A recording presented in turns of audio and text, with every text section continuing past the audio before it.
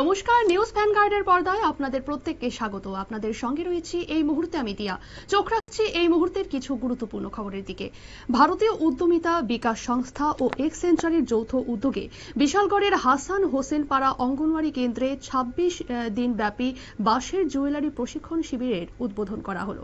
ভারতীয় উদ্যমিতা বিকাশ সংস্থা ও এক্সেঞ্চারের সহায়তায় কৃষ্ণ কিশোর নগর পঞ্চায়েতের ব্যবস্থাপনায় এবং বিশালগড় বিধায়কের অনুমোদনে হাসান হোসেন পাড়া অঙ্গনওয়াড়ি কেন্দ্রে ২৬ দিন ব্যাপী বাঁশের জুয়েলারি তৈরির প্রশিক্ষণ শিবিরের সূচনা হয় বৃহস্পতিবার দুপুর ২টোয়। বিশালগড়ের বিধায়ক সুশান্ত দেব প্রদীপ প্রজ্বলনের মাধ্যমে শিবিরের উদ্বোধন করেন। উদ্বোধনী ভাষণে বিধায়ক মহিলাদের স্বাবলম্বী করতে দক্ষতা বৃদ্ধির গুরুত্বের কথা তুলে ধরে আত্মনির্ভর ভারত গড়ার আহ্বান জানান। পঞ্চায়েত প্রধান অনামিকা দাস বিশ্বাস গ্রামীণ মহিলাদের আর্থ সামাজিক উন্নয়নে এই ধরনের প্রশিক্ষণের ভূমিকা উল্লেখ করেন। ত্রিপুরা গ্রামীণ ব্যাংকের কর্মকর্তা বিজয় মালাকার বাঁশের জুয়েলারির বাজার চাহিদা এবং ক্ষুদ্র ব্যবসা গঠনে ব্যাংকের সহায়তা সম্পর্কে আলোচনা করেন। ১২৩ আবেদনকারীর মধ্য থেকে জেনারেল এন্টারপ্রাইজিং এবিলিটি টেস্ট ও সাক্ষাৎকারের মাধ্যমে ৬০ জনকে চূড়ান্তভাবে নির্বাচিত করা হয়েছে। কি জানালেন এই নিয়ে সংশ্লিষ্টরা, শোনাবো। আমি entrepreneurship development institute of India under government of Gujarat, Tripura project officer. তো আমরা কৃষ্ণ কিশোর নগর পঞ্চায়েতের ব্যবস্থাপনাতে এবং আমাদের entrepreneurship development institute of India এবং এক্সেঞ্চার এবং গভর্নমেন্ট অফ ত্রিপুরা যৌথ সহায়তাতে আমরা এখানে একটা ২৬ দিন প্রোগ্রাম শুরু করছি। যে প্রোগ্রামটাতে আমরা শেখানো হবো বাঁশ বেতের তৈরি জিনিস, বাঁশ বেত থেকে তৈরি বিভিন্ন রকমের গলার সেট, বাঁশ বেত থেকে তৈরি বিভিন্ন রকমের ব্যাঙ্গেলের সেট, এগুলো শেখানো হবো বানানো।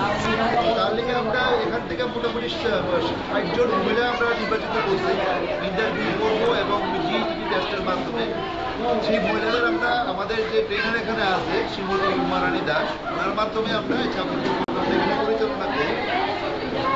সেই প্রোগ্রামের মাধ্যমে আমরা এখানে লক্ষ্য রাখবো আত্মনির্ভর ভারত করার জন্য যে সবচেয়ে বড় দরকার সেটা হচ্ছে মহিলা উদ্যোগী তৈরি করা।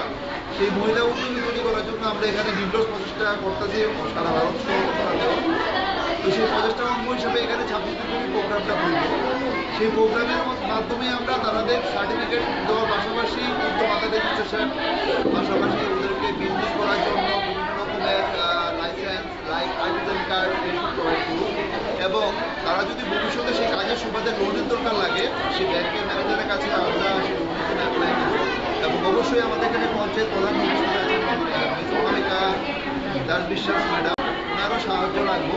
কারণ গভর্নমেন্ট অফ ত্রিপুরা অনেকগুলো স্কিম আছে, যেমন একটা পিএম বিশ্বকর্মা স্কিম।